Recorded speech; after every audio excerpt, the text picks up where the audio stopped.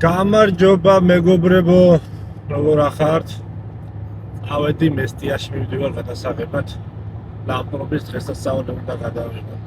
მე და ჩემი მეუღლე მივდივართ. და ძალიან საინტერესო ვიდეო დაგებრუნდებით.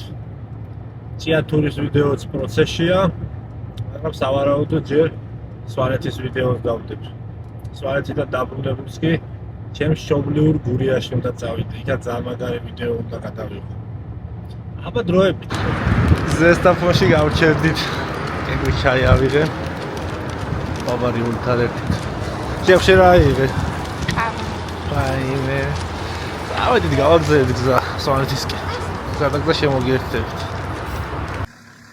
ენგურ ხეზზე შემოვიარე მეგობრებო, მაგრამ ვიზიტორებისთვის მარტამდე დაკეტილია. და ესე გადავიღებ აქედან შემოგთავაზებთ ამ კადრებს.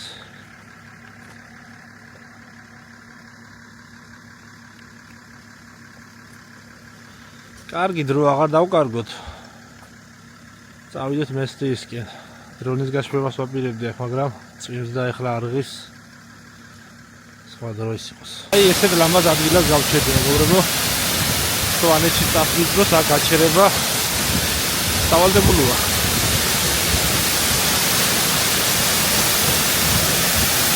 აი ეს მონაკვეთი იყო ჩაკეტილი მეგობრებო. და გაიხსნა ეხა. ახეთ რა ჩამოვარდნილი. ერთი დროზე გადავიდე აქედან.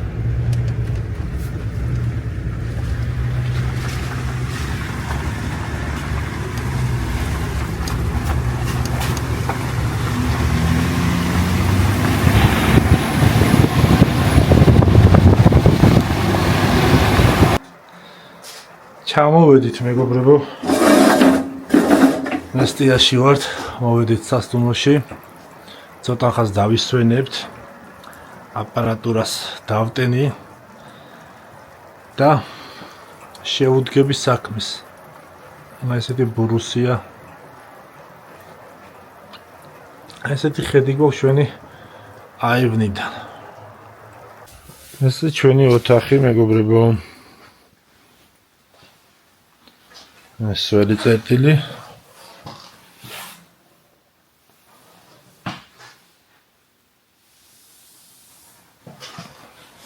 და ხედი მესტიაზე. აი.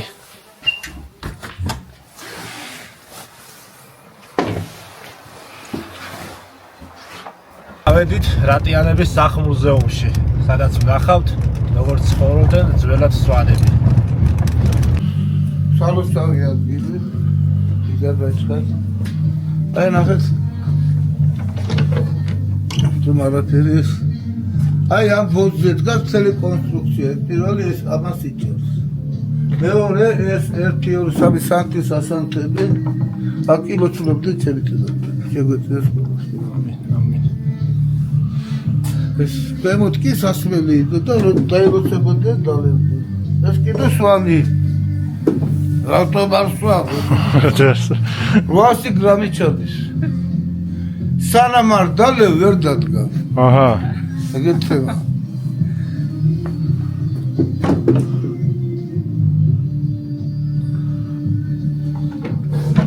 აღარ აქ ცხოვრობდა ჩემი წინაპრები საქონელთან ერთად, აი ხარების, ძროხების, ცხების და წყლების სადგომი. კონდეტა. ცხების სადგომი და ზემოთ ხალხი. თვითონ ეს მახშის სკამია. მახში კი თვითონ აგერ აი ტახში. დანარჩენები.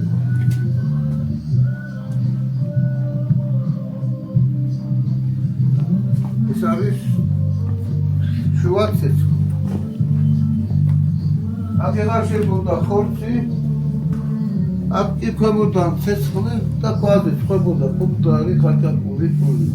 ცალკე მაგეთის მოვებასაც ასე. ეს კი აგერ აი დადებულია ფიქალი ქვები. ბაჟარი რო არის. აჰა, ქვები, ხო. ეს ხო ხურდებოდა თორე უკვე რო კოცოს აკრობდა ხალხი რო იწვა ეს მთელი ღამე ათმობდა ხალხი. მაგიტომაც არის შავი, ხო, გაშავებული, ხო? და ახლა აი ამას ხული ქვია, ამის გარიბის ორი მაჩვი არაფერი არა. აჰა. ახლა მეორე დანიშნულება რა აქვს? იქიდან კალი ფანჯარას ვაღებდნენ. აი ეს იმას კვამს ატრიალებდნენ. და ამის ქვემოთ კვამი არის, ერთი გადიოდა კვამი. ხედე რა, მეორე. და თვითონ აი ამ კვამმა დააკონსერვეს ყველაფერი და ორიგინალია. 10 საუკუნის წინ რაც იყო, ესე შემორჩენილი ყველაფერი. ის კიბე შეღო ზემოთ რო იყო. ისიც ძველია მე-10 საუკუნის არის ის კიბე და ხო ცალკე რო იყო ის. მესამე აგერ როგორი ახლისილი სახე აქვს. ეს არის ტრაპი საკანალიზაციო სისტემა. ტუალეტი გარეთ გქონდა, დანარჩენი დაბა აი აქ ხველია. აჰა, ხო, კი ბატონო, რიცხვი თქვი. დაბანა, სარეცხი, მარეცხი, ყველა წყალი სადღაც გადის. ეს სანამ ეს ააშენეს, ეკამდია გაკეთებული ზოგიერთ დღეს არა. და მე-10 საუკუნეში გქონდა საკანალიზაციო სისტემა. ეს ხის ფესვებია, გაკეთებულია, მაგალითად ეს ჩამოსაკიდი ტანსაცმლის, იქ ხორცის. აქ კი მაღალზე იარაღის ჩამოსაკიდი ბავშვები რო არ მიყიდა. აჰა. აი როგორ დიზაინია. აქედან შემოსასვლელი. შემოსასვლელი აქედან იყო. აი 10 საუკუნის კარი. ერთი რუსმანი არა. აი მუშაობს 10 საუკუნის კარი. და თვითონ აქედან აი როდული თიკეტებოდეს, ახლა სინათლე ქონდეს, აგე გაჩვენებდით. მაცა ტელეფონი ზემოთი. საძირკველი, კოშკის. შეიძლება შევიდე, ხო? გადი. აი ეს არის აქედან აი კოშკის, როგორ ამიშენებული კოშკი. პირველი ეს ააშენ, სვანუსახ, მე მიუშენე მე-11 საუკუნეში. აი აქედან იწყება კოშკი და 28 მეტრო. 28 მეტრი. ყველაზე მაღალი კოშკია. თან დაძმა ბერიარების, ქალის აშენებულია თველი კოშკი. აქედან შემოსასვლელი. რა მაინტერესებს ზოგადად ეს კოშკების სვანეთში სიმაღლის მიხედვით რითი განისაზღვრებოდა ეს სიმაღლე? 25 მეტრი არის საერთოდ კოშკის ისა. 25 მეტრი. ეს არის უსწორო.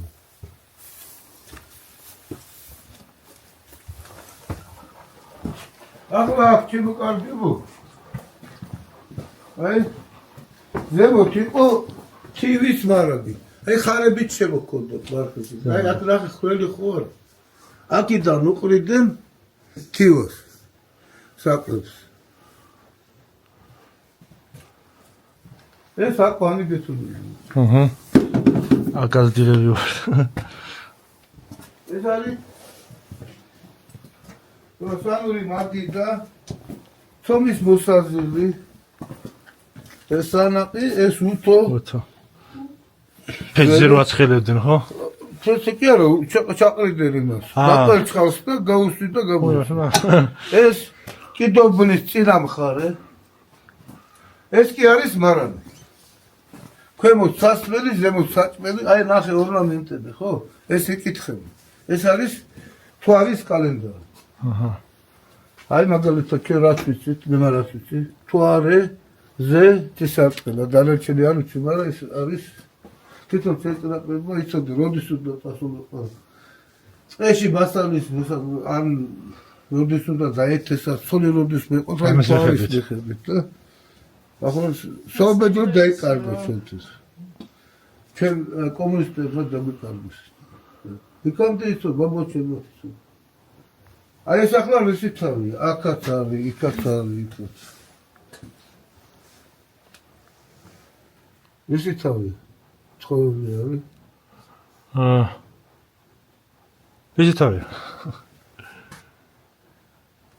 აი გვერდიდან შეხედე. აი იქაც არის. ხო. ცხენს არა? ცხენს, ხო. აი რა არის, იცი? არის სანუ სახლებში ხარის თავის იმიტაცია. და ცხენის თავის. სადაც ხარის თავია, ესენი იყო მიწათმოქმედები და სადაც ცხენის თავია, ესენი მეომარი და მებრძოლი ხალხი. ეს არის ზუსტად ის ადგილი, უბატონოს მეთოდологიით. აბსოლუტურად უბატონოს სვანები. სადაც ბატონყობა არ იყო და აი ლატალიდან უშკულა. ლატალი კი, მე რო გითხარი, აქედან ხო. ანალოგი სოფლოში არა. და აქ ცხოვრობდა იგი თავისუფალი ხალხი და მე მიამაყება რომ ასეთი ბატონო წინაპრები სვანელი. ყავდა ჩვენა. კი შეიძლება ცოტა უჭირდათ ყველაფერი, მაგრამ შემოგვინახეს თავიანთი შემოინახეს პასუხი და უბატონო სვანეთი შემოინახეს. შემოინახეს და კოშკებიც იმიტომ აშენებდა. თუ რამე კიდევ მიდიოდა მოგერიებას და თუ რამდენი გაცვლა ქონდათ იმ დროს? ხო, ახლა ეს ნახეთ. ეს არის თლიანი ხის გული ამოღებული აქვს და გაკეთებულია ბოჭკა. ერთი არყის გამოსახულება, მეორე წყლისთვის აქ პულს ინახავდნენ. პურს. პულს. ჩვენთან საერთოდ ყურძნის ჩაქრიანობა არ აქვს და ყურძენი არ იყო და აი სამაგონი ამისი. ხორბლის არაყი, ქერის არაყი, დიდენ ორნახარდი, ნატრხანს ეძახით სამი ჭიქა და კარგად. აი ასეთი ცხოვრება იყო შემოყალიბებული. მადლობა. ბედნიერი იყო ჩვენი ფეხი. სვანეთში ჩემი ვიზიტი პირველი არ არის, მაგრამ ამ დასასწაული პირველად ამოვედი მიხარიანი და დასერვა.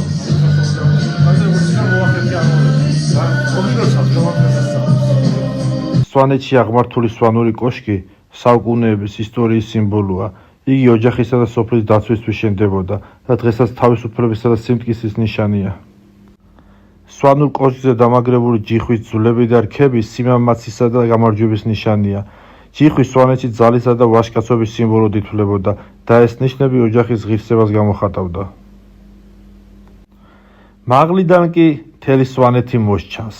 მთები, სოფელი და საუკუნეების ისტორია.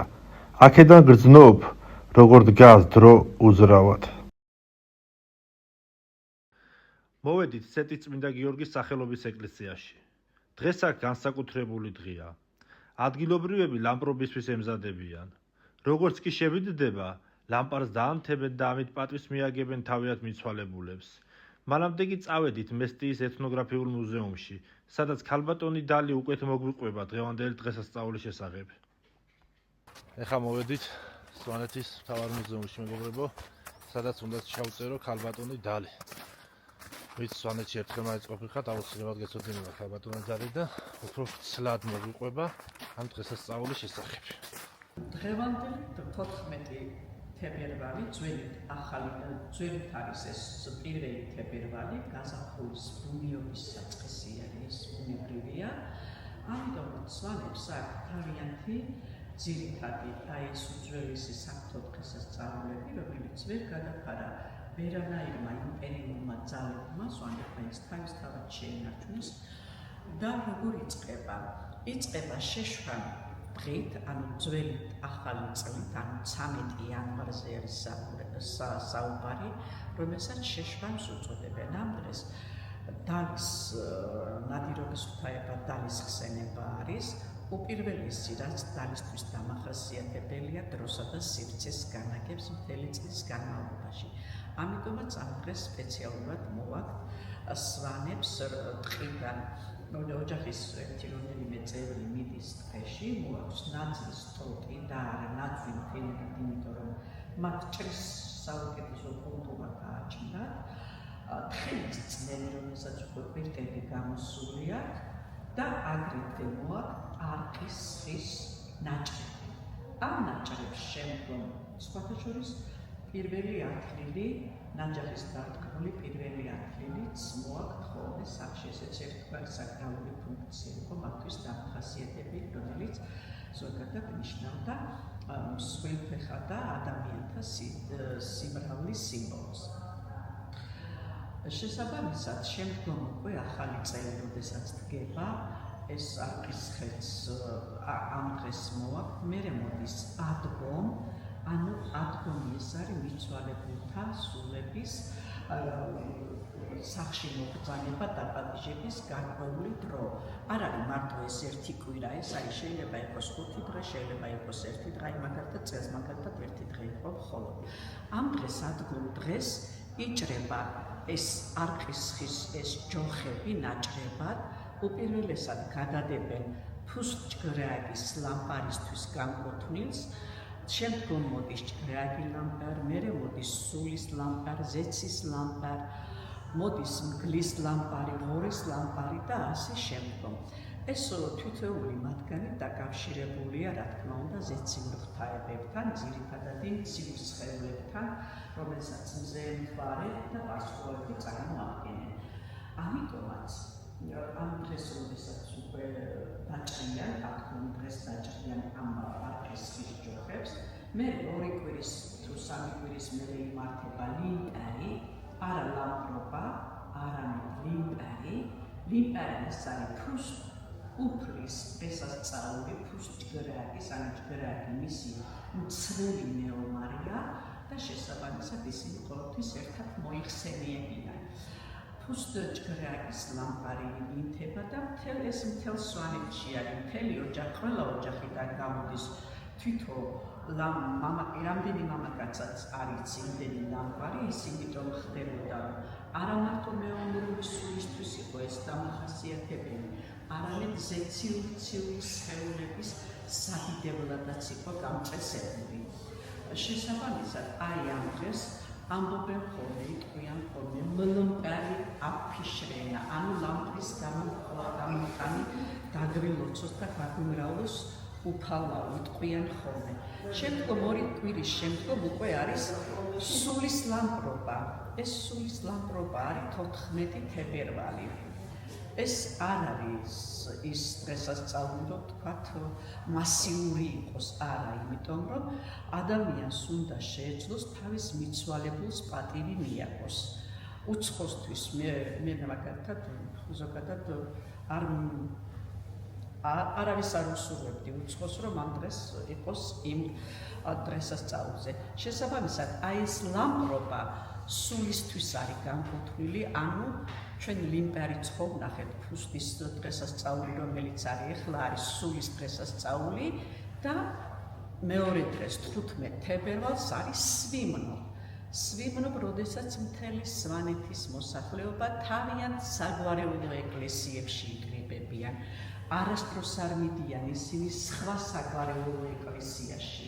ისინი თავიანთ საგვარეულო ეკლესიებში იკრიბებიან, იქაც ჩვეულებრივად აი ხარაჩოებზე დაყენებულ ხარაჩოებს გააკეთებენ, ზედ დაალაგებენ ანუ აპრისხის ნაჭრისგან გააკეთებულ აი ამ სალამპრე მასალას და შემდგომ შემოუვლიან ფერხულს ძალიან ლამაზად, ძალიან კარგად და ესე უკვე აღნიშნავენ ისინი როგორც მზის დღის ხანგრძლივობის ძირითადი სისტემის ათვლის კანონს, ასევე ციური ღვთაებებისათვის დამახასიათებენ ძირითად საღვთო დღესასწაულებს, რომელიც დღეისდღეობით მხოლოდ და მხოლოდ სვანეთში შემორჩა. და ამას ქვია სვიმნო, შემდგომ ჩვენმა ეკლესიამ გაუკეთა მათ სინთეზირება, ლამპრობა და სვიმნობა გააერთიანა და მას უკვე მირქმა დაარქვეს, რომელსაც ზოგადად სვანეთში უკვე ნაკლები არის საერთოდ აიცნობენ. სვიმონსაც ვიღაცა მოხდა, სვიმონსაც მიაწერეს ეს, მაგრამ ეს არის სვიმნობა, ეს არის შესაკრებელი საერო კაცების მიერ შეკრება თავიანთ საგვარეულო სამოცავებთან. აი ესეთი დატვირთვა არია მოძველეს ძირითად